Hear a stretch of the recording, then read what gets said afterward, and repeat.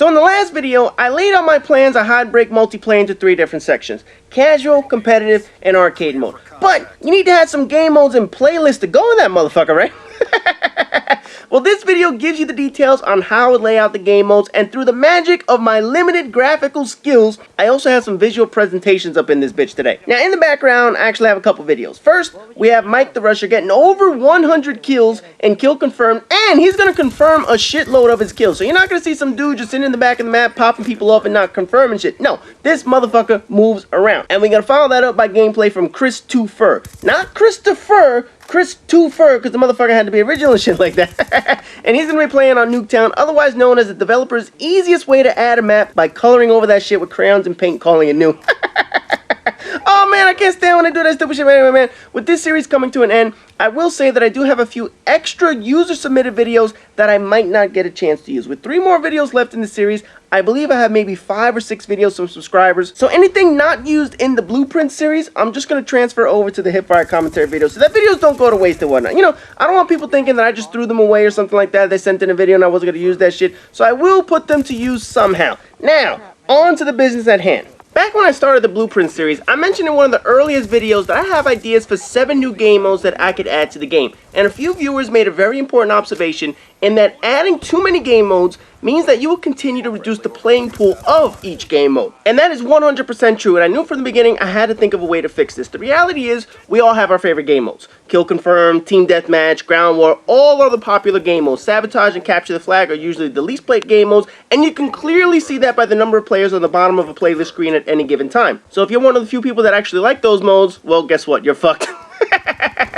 Now, even worse, the community is going to be even more fragmented when the new consoles arrive, where we now have millions of people spread out over multiple platforms. But luckily, this is something I don't have to worry about because I don't have $1 trillion to buy out Activision and make this game myself.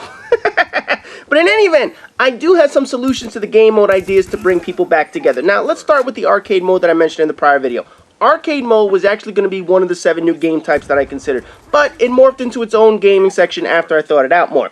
I already mentioned that it will allow for unique customized matches, but in addition to the user customized matches, I would also add a few standard game modes. First is a quick scoping match. Take away the lens cap idea off the sniper rifles, reinstate all the prior properties of Call of Duty games, and there you have a game for people to enjoy their quick scoping shit. I would also have a knife only match with throwing knives, ballistic knives, and all that other crap, maybe even add a commando that motherfucker. Let all you sumbitch knifers kill each other, I really don't give a shit. I'd probably also add other game modes like gun games, sticks and stones, and infected here in arcade as well. You know, all the unique game modes that have been added over the years and shit like that. And of course, the mode will still have the user-defined games where people can search for any game they want. That would pretty much encompass what you would see for the arcade mode. Now, casual and competitive will receive major changes. One being that hardcore modes will be added to the competitive section only. The casual section should remain as casual as possible, so hardcore modes will be in the competitive section only. But the biggest change would be a major reduction in the playlist. When you enter casual and competitive, you would only have the following matches in both: free-for-all, Team Deathmatch, and I would just change Team Deathmatch to the rules that we have in this arms race crap, whatever the fuck, you know, more kill totals, points, and shit like that, whatever the fuck. Anyway, Kill Confirmed, Ground War, Domination, Search and Destroy, Objective Mosh Pit, which is going to be all the objective games thrown into this one playlist, hardcore modes and competitive only, and finally, game modes of the week. Also mentioned prior is that League Play will also be located in the competitive section of its own feature, so we'll throw that motherfucker in there as well. Since these are the most popular modes, they would be standard every single time. And I know modes like Headquarters, Demolition, multi-team matches are not mentioned, nor is Team Tactical. But if a mode were to receive enough popularity to rival these, I would just add it back to the popular rotation. But for now, most will go into the Objective Mosh Pit playlist and game modes of the week, and we'll see how they go from there. Which brings up everyone's first question: what the fuck is game modes of the week?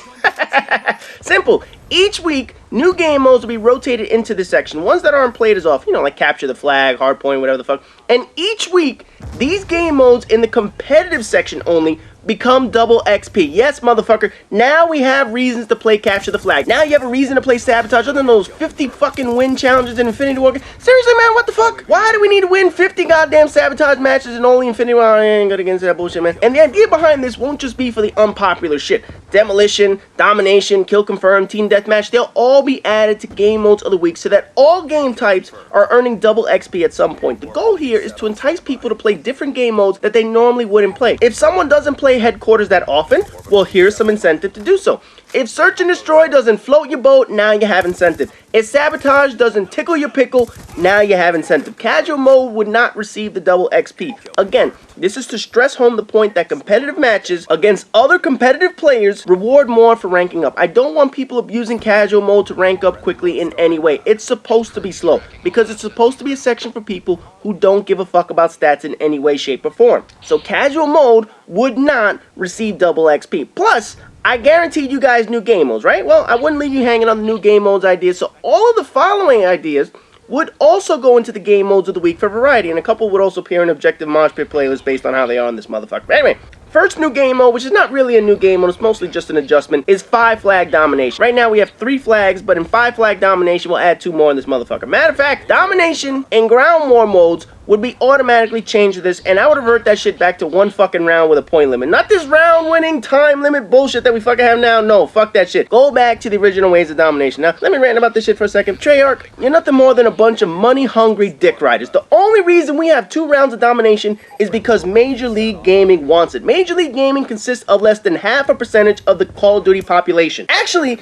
it's more like 1/10 of the gaming population. League play has a total of 2% of the entire population who bought this game join that motherfucker, and only consistently maintain less than 1% of the people playing. Stop catering this bullshit to Major League Gaming. Domination was the only game mode that relied on a point total instead of a time limit. It was the only unique game mode in that regard, and you fuckered it up, and you catered it to the smallest percentage of whining cocksuckers there are. There will be no 2 rounds of bullshit in my version. Fuck no. Original domination, and I would love to see someone argue why 2 rounds of domination are better than 1. You will lose that argument each and every time, because the reality is, flipping sides is meaningless in regular game modes with randoms. If Major League Gaming wants 2 rounds, fine, let them have it. Let them customize their shit all they want. But for the regular population, this 2-round garbage is about as useless as a 1-legged chimp in an ass-kicking contest. Any good team can immediately flip a spawn and spawn trap. That's just the reality. If you're in a regular game mode where there are different levels of people playing, there is going to be a spawn trap regardless. In a competition game, fine. In a regular game, hell fucking no, we're going back to the original way they had this motherfucker. But in any event, getting back to the regular domination mode, the 5 flags would be placed in an X pattern around the map. 4 flags would be on the perimeter, 1 flag would be directly in the middle. You can control the territory, you can control them all, the choice is yours. But that's not really new now, is it? I want to give something that has never been seen in a Call of Duty game, like assassination. Other game modes might have called this VIP or something like that, but the concept is simple. 2 teams against each other trying to kill a specific target, and there are many ways you can actually play out this game mode. You can have both teams with an active target at the same time, and the first to kill the target wins the round, or you can have a 5-minute time limit rounds to kill as many targets as possible with a 10-second buffer in between deaths and shit like that to kill the next target.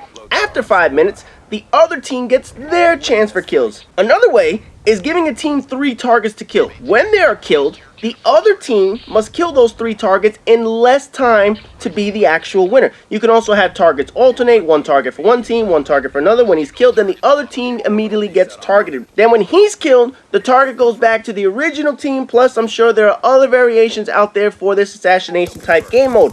This game mode needs some testing and tweaking. There's no question about that. I'm sure there are plenty of ways and suggestions to tighten up this game mode, but again, it's something new to Call of Duty. It's not new to games. It's certainly been done before, but it's completely new to Call of Duty, which makes you wonder, what new games would I add? Something never seen before, never done before in any kind of video game. How about a game mode called Line in the Sand? A sniper-only game mode, and here's how it works. Certain maps in the games, the ones that this would only be suitable for, will be cut in half by a visible, imaginary line on the minimap. 2 teams of snipers will have to go head-to-head in a sniping match on opposite sides to kill the most players. Now, the line in the sand is to prevent people from advancing to the other side of the map. You have to stay on your side of the map, and you have to snipe a motherfucker. Basically, it will come down to who finds the best position for an advantage and who has the best accuracy. There will be a halftime where teams switch sides, and it all comes down to who can snipe the other team. Now, to prevent the team from getting 1 kill and hiding for the rest of the match, there will be a points threshold, limit you need to reach to earn the maximum number of points XP to win the game.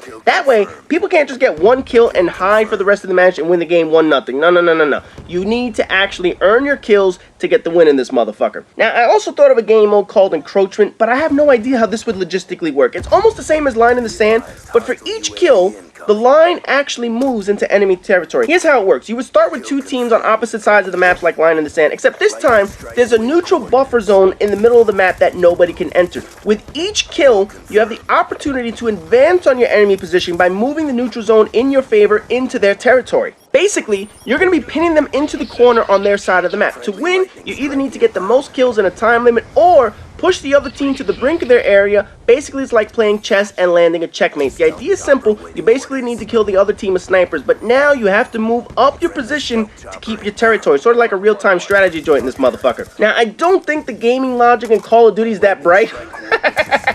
We certainly know the developers aren't, so I think the line in the sand game seems like an easier item to implement over this one. But ideally, encroachment could be another potential game mode, but I really do think line in the sand would be a better game mode. Another new concept would be a game mode called heat. Much like the body sensor that I mentioned a shitload of videos ago, heat works in a similar fashion. Every character has a body heat signature that they give off, all picked up by your mini-map in the corner of the screen. The longer you stay in one place, the mini-map will pick up on you. The more you move, then the map doesn't trace you at all. In other words, campers are fucked, and run and gunners will love this mode. If you stay in a spot too long, your heat signature will show up on a map. Even if you're running in circles inside the same building over and over and over again, no. The mini-map will notice when someone is moving throughout the same location and start marking you for not moving from that one isolated location. You can't just go from one window to another in the same fucking building. The radar is going to pick up on you. In your radar, you're going to notice different hue colors of enemy players, like blue or orange or yellow or red. But once you become what I will call white hot, you will remain marked on the map until you are killed by your enemies by a permanent white arrow. Basically, it's going to be giving away your exact position and your exact location at all times until the enemy actually kills you. Once the enemy kills you, obviously the white arrow will go away. But if you ever become white hot in the game, your position will be given away the entire time. So those of you who want to take user control vehicles or take your sweet ass time placing an airstrike, you have to think about how much time you want to spend doing that motherfucker, because it may cost you in the long run. This isn't just a run and gun mode. This is a thinking run and gun mode. And I want to go one step further in my evil ways. I would eliminate the support kill streak. That way, no matter what you do, you will have to wisely select your kill streaks. You can't just sit there and press UAV, counter UAV, and advanced UAV. No. None of that bullshit. You have to decide what kind of vehicles you want, what kind of airstrikes you want to place. You basically have to be in control of how much you move on this map. Now, the real cool thing about this game mode is that you can play a number of games like this. Team Deathmatch, Kill Confirm, Free-For-All. You might even be able to play some objective modes like Demolition or Capture the Flag. This will require constant movement. Now, obviously, I wouldn't do this in headquarters because you have to capture the headquarters of this motherfucker. But the idea here is that heat really could change the way we play all game types. Now, my favorite named game is called Steal the Beacon. And I'm sure there are plenty of people that played a game called Steal the Bacon as kids, and this idea is very similar. Two teams on opposite sides, an objective in the middle, and you're required to run with it back to your base. Basically, this is capture the flag with only one flag. One beacon is positioned in the middle of a map, and teams will be required to deliver that beacon to a different location each time. Now, to win the game, you will have to deliver it to 4 separate spots. In order to change the flow of the game, I didn't want this to be exactly like capture the flag. First spot will be what we'll consider your home base, or whatever the fuck you want to call it. The next 2 spots will be considered neutral sites on the sides of the map, and the final spot would be the other team's home base. 1 beacon, 4 delivery spots, a new variation on capture the flag. It would probably also need some round switching and shit like that. But then again, a game like Sabotage doesn't have round switching, so it could mimic that scenario. Now, in the maps video, I mentioned the idea of weather changing maps with wind and rain and heat and all that other stupid shit. Ideally, those maps will be located in this game mode of the week shit, where all the maps will undergo significant weather changes to alter how we play. But there's another change to the maps that I would like to make that affects how we play. The final game mode that I would add would be called Night Vision. Every map in the game will turn into complete darkness. The only way to see anything would be through the use of night vision goggles, which would automatically be equipped. And you'll see the maps in that ridiculously annoying green tinge, but it comes with a twist. Because these goggles are made in China, the battery life on the motherfuckers are pretty low. That means you will need to steal battery packs or energies from down players. Much like scavenger perk for bullets, much like kill confirmed, you will have to grab energy packs for your night vision goggles to make them continue working. Over time, if you haven't stolen enough packs or grabbed enough packs, you will eventually be in total darkness with limited visibility. Basically, a sitting duck for anyone to stroll up on you and kill your ass. The problem for them, though, is that battery life is received in correlation to what the person had. So if you kill someone that had no battery life, you will only receive a tiny amount to add to your stash. You can get energy from your teammates if they die. You know, the game mode doesn't discriminate against kills and shit like that. So if you see a teammate die next to you, you can go over there and take their battery life, similar to taking a dog tag and kill confirm. The game mode will have a lot in common with kill confirm, with the exception that it'll be in total darkness with the night vision goggles. But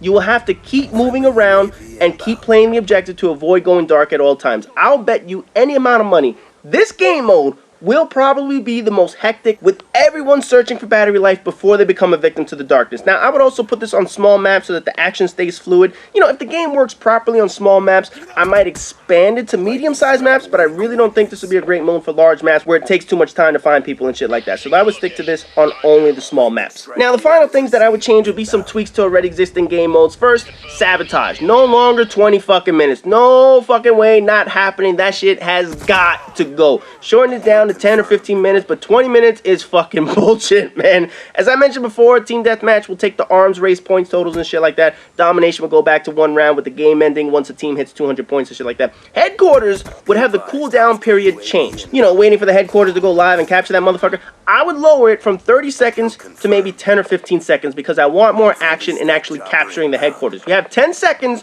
to haul ass and find the next one. That fucking waiting shit, oh man, it is irritating than a motherfucker. So I would make that change. Ground War would get more objective modes, you know, like Demolition, Headquarters, and shit like that. And finally, free-for-all games would be open to 12 people instead of the current 8-person format. Anyway, this was another goddamn long-ass motherfucking video. Holy shit, man. But then again, I promise you changes. I promise you things in Call of Duty that can easily fix, but these bitches never do. But anyways, the BluePrint series is coming to a completion in just 3 more videos. The next video is something I've been waiting for years to fucking fix. The prestige system's up next, and that shit has got to go. And I have just the solution on how to fix this bitch. So anyway, as always, rate, comment, subscribe, and all that good shit. And I'll see you guys in the next BluePrint video.